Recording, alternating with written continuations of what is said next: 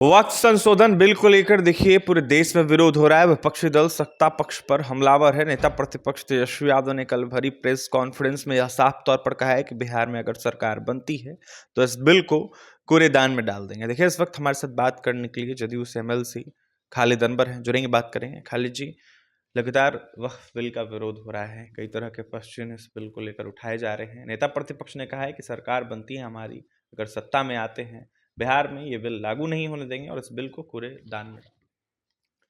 ये दरअसल एक तेजस्वी यादव जी की ड्रामेबाजी है और एक शो है कि कैसे इन वोटर्स को अपनी तरफ किया जाए। ये बिहार और बिहार के लोग जानते हैं कि तेजस्वी यादव जी कभी पावर में आने वाले नहीं हैं और उनको अगर वक्फ बिल के बारे में कोई राय देनी थी तो वो जेपीसी में जा कर के राय देनी थी। जेपीसी की कमेटी आई तो क्या कोई राष्ट्रीय जनता दल का कोई लीडर गया? कोई किसी को भेजने को ये तैयार नहीं थे। एक दो लीडर गए जिनकी अपनी दिलचस्पियां थी इसलिए गए और ये बातें बना रहे हैं। इनको ये जवाब देना चाहिए बिहार की जनता को कि बिहार में जो वक्फ की जमीनों पे कब्जा राष्ट्रीय जनता दल के लोगों ने कर रखा है उसका क्या होगा? वो कब खाली कर रहे हैं? इनके एक माननीय एमपी ने गया में यतीम खाना की पूरी जमीन कब्जा कर रखी है, कब वापिस कर रहे हैं?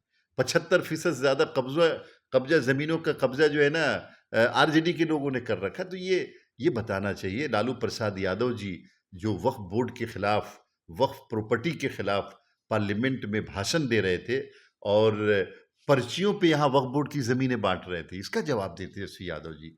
ये बिल मुसलमानों के हक में कैसे बेहतर हो और कैसे वक्फ के हक में बेहतर हो, इसकी जिम्मेदारी नीतीश कुमार और उनके लोगों ने ली है, तो हम लोग ये करा के रहेंगे। भाजपा के नेताओं के द्वारा खालिद जी कहा जा रहा है कि ये बिल अल्पसंख्यक हित में है और ऐसे में गरीबों को उनका हक मिलेगा इस बिल से। इसमें कितनी सच्चाई? नहीं, ये सेंट्रल गवर्नमेंट यही बात कह रही है और हम लोगों ने सपोर्ट इसी बात पे किया और मैं ये बात कहने में कोई मुझे शर्म नहीं आ रही है कि अपोजिशन पार्टियां ये नैरेटिव सेट करने में कामयाब हो गई कि ये बिल मुसलमानों के खिलाफ है और हमारी सरकार ये बताने में नाकाम हो गई कि ये बिल आपके फेवर में है। तो ये अगर नैरेटिव सेट करने में कामयाब हो गई है तो हमको भारतीय जनता पार्टी को और जो सेंटर में सरकार है उसको एक मैकेनिज्म बनाना पड़ेगा कि कैसे स्टेक होल्डर्स को आप मुतमईन कर पाएंगे जिनके लिए बिल लेके आए। ये मुसलमानों के लिए बिल लेके आए आप, तो मुसलमानों का खुश होना जरूरी है इस बिल से, तभी आप कामयाब है, वरना आप नाकाम है। विजय सिन्हा ने कहा है कि जो लोग इसका विरोध कर रहे हैं उन पर देशद्रोह का मुकदमा होना चाहिए और भी कई तरह के क्वेश्चन उन्होंने उठाए हैं। वो लोकतंत्र को नहीं जानते। मैं डिप्टी सीएम है, मैं उनका बहुत सम्मान करता हूं, लेकिन लोकतांत्रिक मर्यादाओं को नहीं जानते।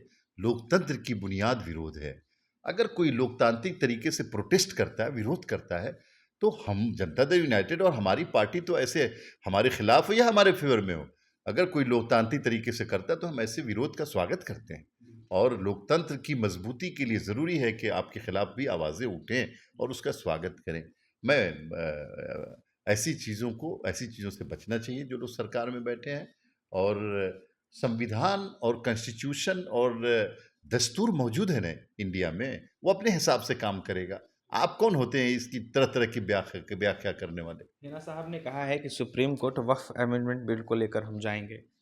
नहीं, सुप्रीम कोर्ट है ही इसीलिए कि कोई भी दुनिया का आदमी, सिटीजन ऑफ इंडिया ही नहीं, दुनिया का कोई भी आदमी अगर उसको लगता है कि नाइंसाफ़ी हो रही है तो सुप्रीम कोर्ट जाए और जाना चाहिए।